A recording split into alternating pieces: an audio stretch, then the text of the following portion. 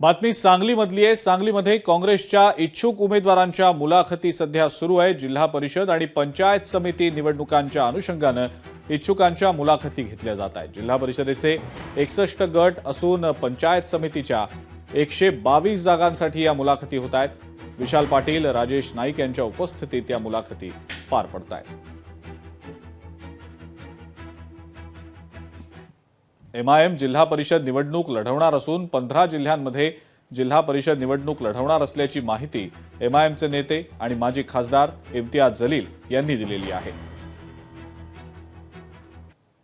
मालेगाव सारख्या ठिकाणी जिथे आमचे 21 कॉर्पोरेटर्स निवडून आलेले आहेत तिथे महापौर करण्यासाठी एकनाथ शिंदे साहेबांकडून एक प्रस्ताव आला होता आमच्या तिकडच्या स्थानिक नेत्यांना की आपण सोबत येऊ शकतं का।